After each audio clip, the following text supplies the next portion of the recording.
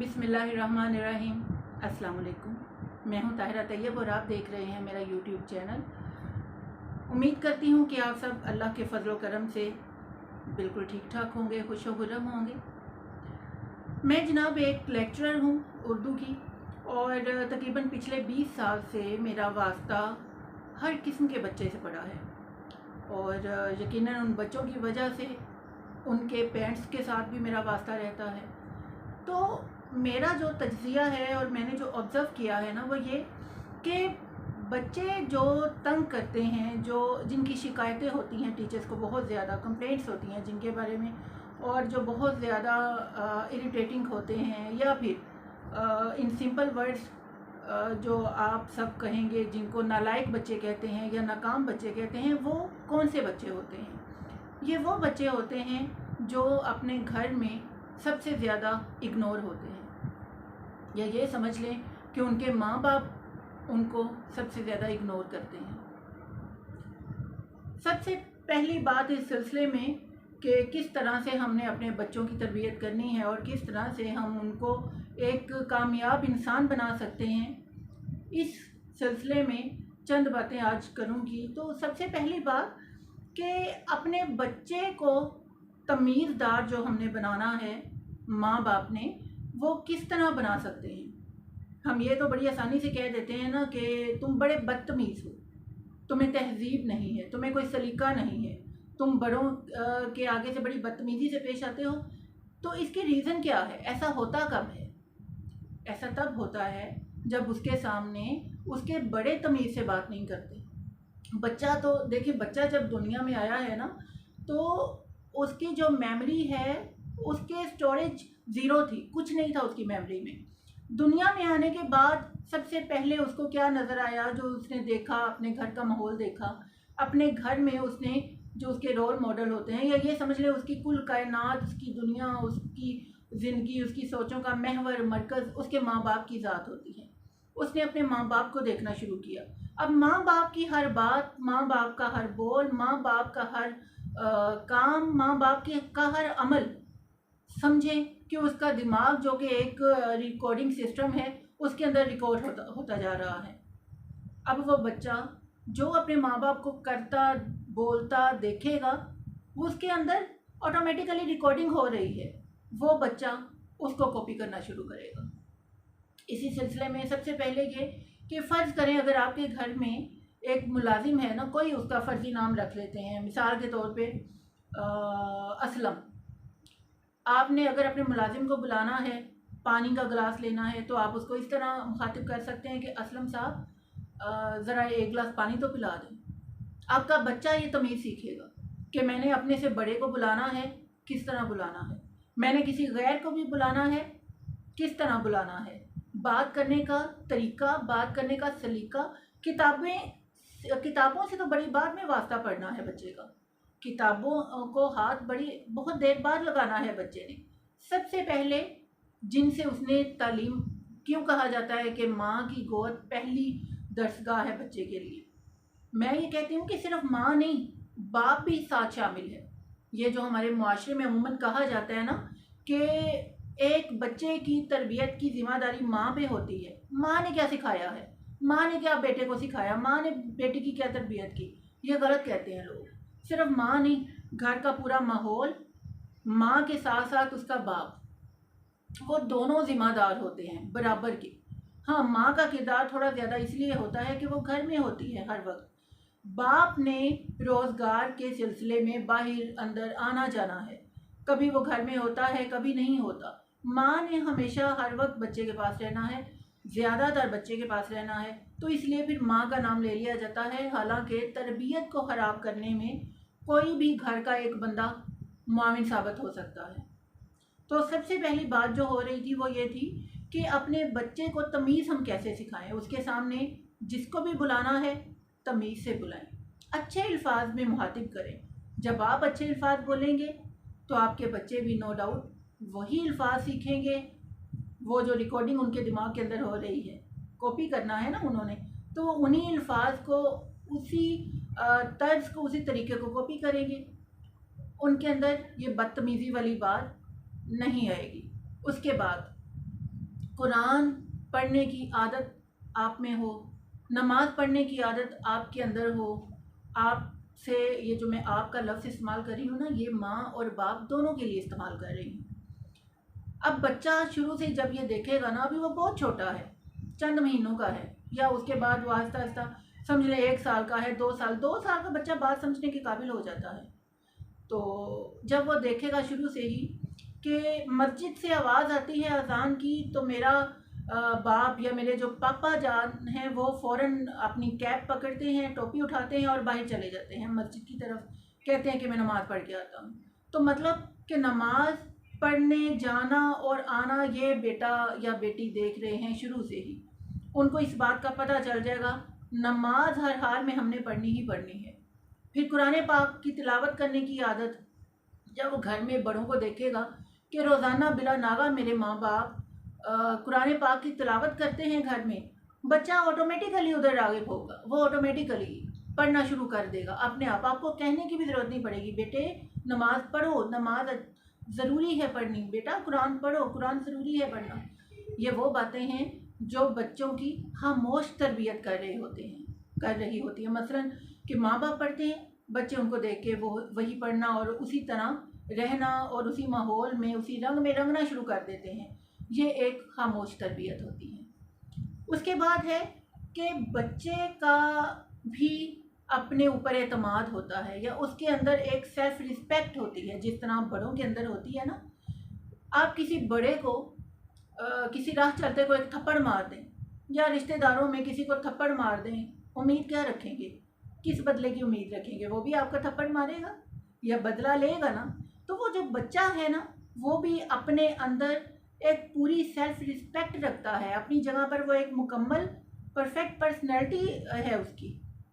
तो जब उसको आप थप्पड़ मार के रोकेंगे, उसको आप गालियां दे के रोकेंगे, उसको आप लान तान करेंगे, बात बात पे उसको बुरी तरह से झिड़केंगे, तो वो बच्चा क्या सोच रहा है, उसके वो उस रिकॉर्डिंग सिस्टम में क्या फीड होता जा रहा है, क्या रिकॉर्ड हो रहा है, ये जहन में रखिए। बच्चा जो देखता है वो सीखता है।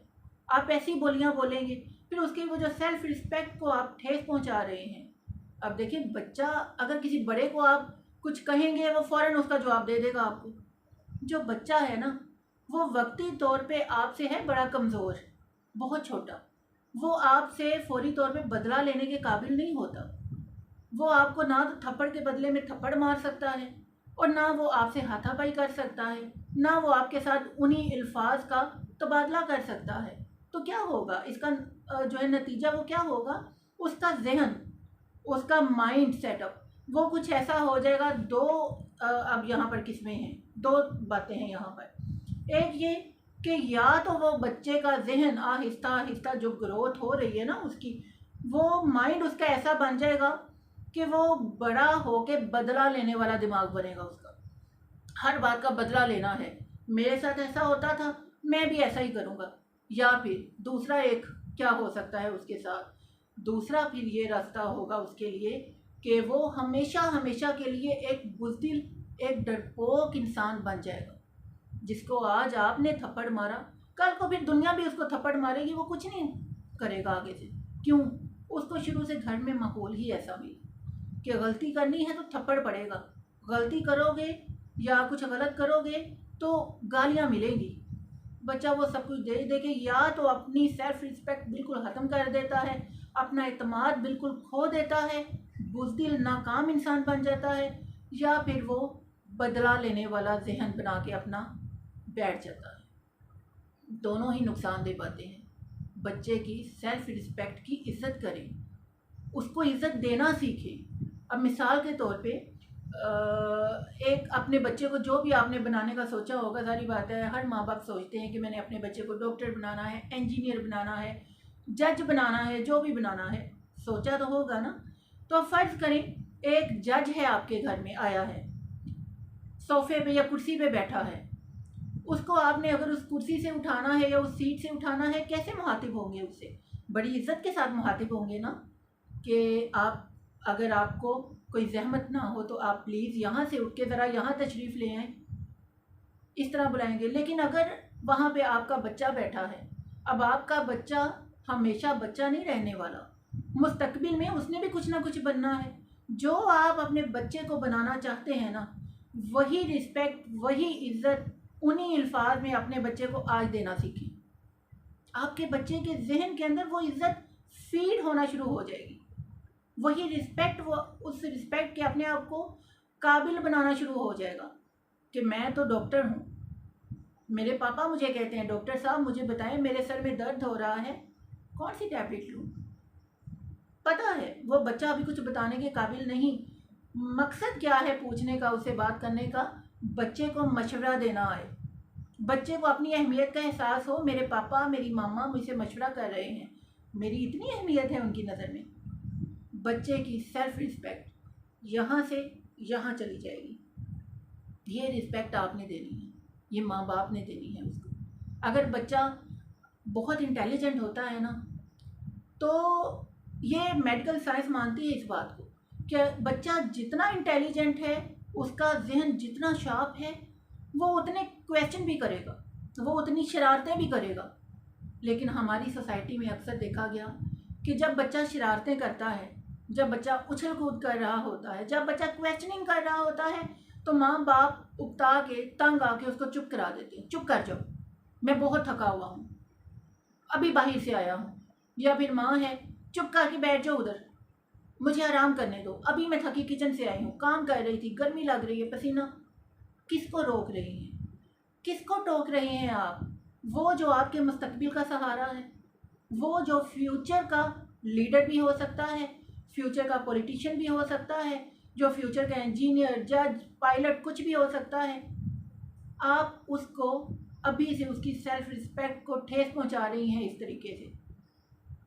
आपके लिए तो वो सबसे अहम है ना, और उसके लिए आपकी ज़ात सबसे अहम है, तो आपके लिए भी वही सबसे अहम होना चाहिए। थकावट है, गर्मी है, पसीना है, जो भी है, आपके बच्चे से ज़्यादा इम्पोर्टेंट कुछ नहीं है आपके लिए, होना नहीं चाहिए। क्योंकि ये जो बच्चा आपके पास है, ये मुस्तकबिल का आने वाला एक कामयाब इंसान बनाना है इसको आपने, तो उसकी तरबियत अभी से शुरू करें ना इस तरीके से। अगर बच्चा गलती करता है तो उसको प्यार से बिठा के समझाएं उसने क्या गलती की, उसने जो काम किया उसमें गलत क्या था। ये आपके समझाने से उसको समझ आएगी। ये जूता उठा के उसको मारने से या थप्पड़ लगा देने से या उसको गालियां देने से समझ नहीं आएगी बात। उसके अंदर वही वो जो दो रास्ते मैंने आपको बताए थे ना, दोनों में से कोई ना कोई एक बन जाएगा उसके जहन में। आपने उसको उसकी गलती अल्फाज से समझानी है। याद रखिएगा एक बात, बच्चे पर जूता उठाना, गालियां देना, थप्पड़ मारना, ये वो लोग करते हैं जिनको अपने ऊपर भरोसा नहीं होता, जिनको अपने अल्फाज पर भरोसा नहीं होता, जिनको पता होता है मैं इस काबिल नहीं हूँ कि मैं अपने बच्चे को अल्फाज के ज़रिए समझा सकूँ, उसकी गलती का उसको एहसास दिला सकूँ। तो जब माँ बाप ऐसे होंगे तो वो फिर अपने बच्चे से उम्मीद कैसे अच्छी लगा सकते हैं? इन बातों का ध्यान रखा करें। अब अक्सर माँ बाप हमारी सोसाइटी में ये जो भी थकावट की मैंने बात की, गर्मी, पसीना, अक्सर जो वालिद हैं उनको मैंने ये कहते सुना कि जब वो बाहर से घर आते हैं थके हुए, तो उनकी उस वक्त डिमांड क्या होती है, घर में कोई शोर ना हो, घर में बच्चे शोर ना करें, आराम से किसी कोने में चुप करके बैठ जाएं, गुलामों की तरह, मुलाजमों की तरह। ना पापा के पास आए, ना पापा से कोई बात पूछें, ना पापा से क्वेश्चनिंग करें, ना पापा से खेलने की वो डिमांड करें, और ना वो घर में खुद खेलने के शोर होगा। अक्सर हमारे मुआशरे में ये बहुत बड़ा अलमिया है कि आदमी बाहर से काम करके आते हैं तो घर में आते साथ फिर उनकी ये डिमांड होती है।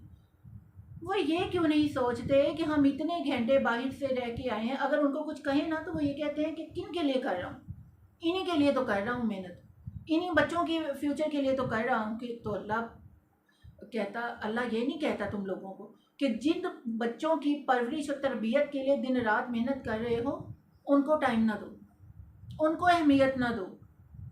भाई मुझे ये बता दो कि जिस औलाद के लिए इतनी मेहनत कर रहे हो, क्या उसकी इस तरीके से तरबियत अच्छी कर रहे हो, ये तरबियत सही कर रहे हो उनकी, उनको ये एहसास दिला रहे हो कि मैं थका हुआ आया हूँ, मेरी थकावट तुमसे ज़्यादा इम्पोर्टेंट है। मेरे हस्बैंड सुबह से गए होते हैं, आते हैं शाम रात को तकरीबन 8 साढ़े 8 बजे जब आते हैं, तो मेरी एक बड़ी जो बेटी है ना 12 ईयर्स की है, वो उसको शौक़ है, वो जनरल नॉलेज सर्च करती है टीवी पे।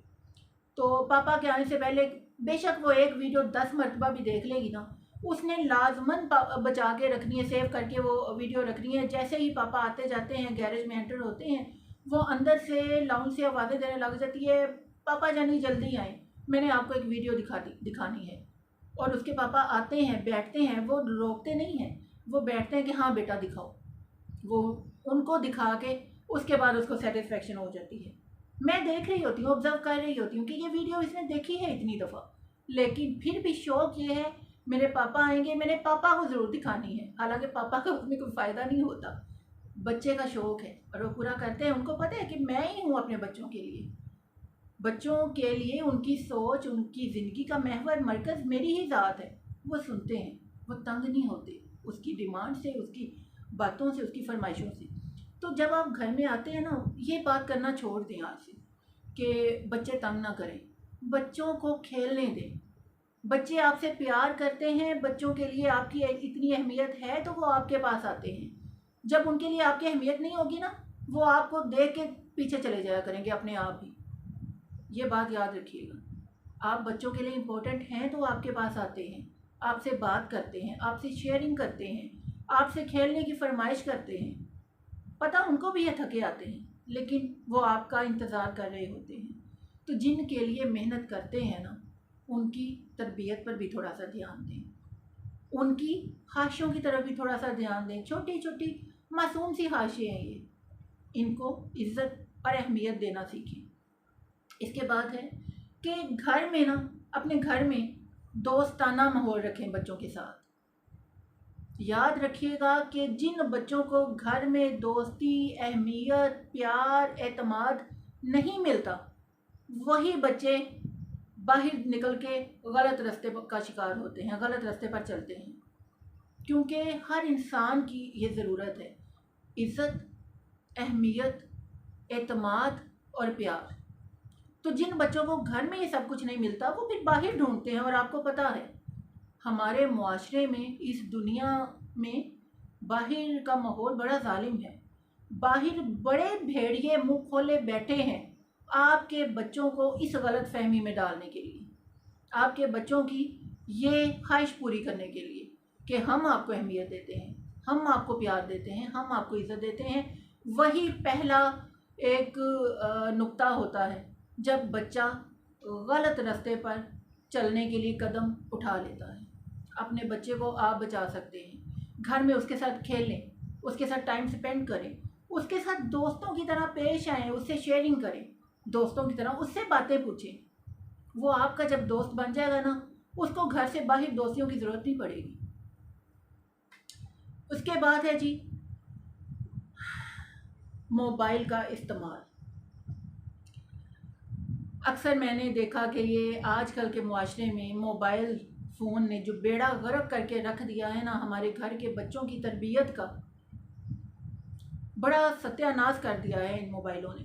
मोबाइल एक सहूलत के तौर पे मुतारिफ़ हुआ था, ज़रूरियात ज़िंदगी में से एक ज़रूरत बन चुका है, मोबाइल मानते हैं, लेकिन इसको सिर्फ़ एक सहूलत के तौर पे या एक ज़रूरत के तौर पे इस्तेमाल करें ना। आप मोबाइल इस्तेमाल कर रहे हैं घंटों बैठ के, अलग बैठ के, उस दौरान ना कोई बच्चा आपको डिस्टर्ब करे, ना कोई आपसे बात करे, ना कोई शोर करे। बच्चा आगे बात करने लगता है तो आप उसको कह देते हैं भाई पता है ना सारे दिन का थका हुआ हूँ, तो अब अगर मैं मोबाइल पकड़ के थोड़ा सा रिलैक्स हो रहा हूँ तो होने दो ना, जाओ उधर जाके बहन भाई के साथ खेलो, जाओ उधर जाके टीवी देखो, जाओ अपना मोबाइल पकड़ लो जाके। सबसे बड़ी बात, अपना मोबाइल पकड़ लो जाके। मैं तो खुद गलत कर रहा हूँ, तुम भी जाके गलत करो। ये इनडायरेक्टली आप ये समझा रहे हैं अपने बच्चे को भाई मोबाइल एक सहूलत है, सहूलत के तौर पे, ज़रूरत के तौर पे इस्तेमाल करें। आपका बच्चा कौन है? आपकी बच्चा आपकी औलाद है, वो औलाद जिसको लाखों दुआओं से, मन्नतों, मुरादों से आपने हासिल किया और हर एक की निस्बत किस्मत में नहीं होता। ये बच्चा जो है ना हर एक के नसीबों में नहीं होता। वो नेमत, वो रहमत अल्लाह ने आपको दे दी, आपको इस काबिल समझा के आपको दे दी। आप क्यों अपने आप को साबित करने पे तुले हैं कि आप इस काबिल नहीं थे कि आपको औलाद दी जाती, औलाद की नेमत दी जाती। तो इस बात की तरफ ज़रा सोचें, ध्यान दें। देखिए 1400 साल पहले, इतने सौ साल पहले मेरे नबी सल्लल्लाहु अलैहि वसल्लम ने ये फरमा दिया था कि अपनी औलाद को इज़्ज़त दो, अपने बच्चों को इज़्ज़त दो।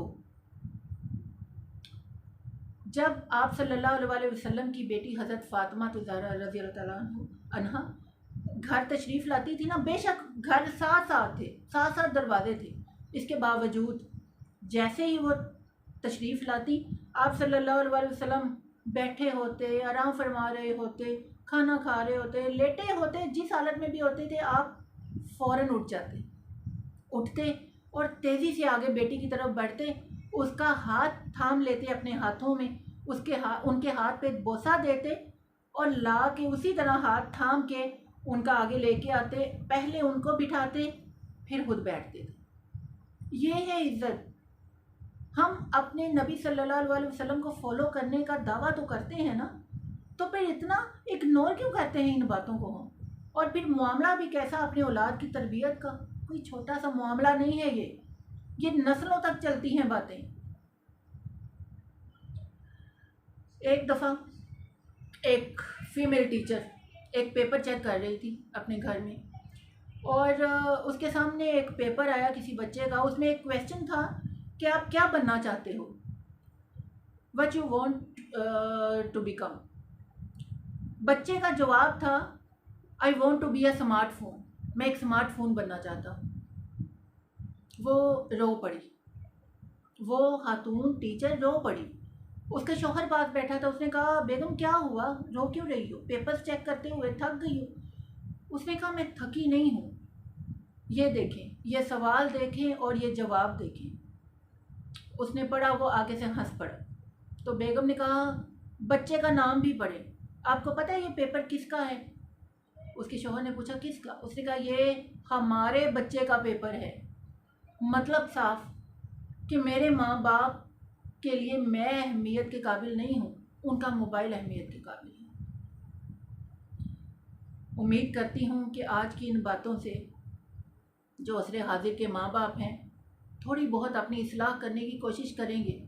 हर गलत काम, हर गलती, हर नाकामी का इल्ज़ाम सिर्फ बच्चों को ना दें, बच्चों को देना छोड़ें। अपनी खामियों पे नज़र रखें, पहले अपनी इस्लाह करें। हम सब, मैं भी एक माँ हूँ, हम भी पेरेंट्स हैं, हमें भी करनी चाहिए इस्लाह, आपको भी करनी चाहिए।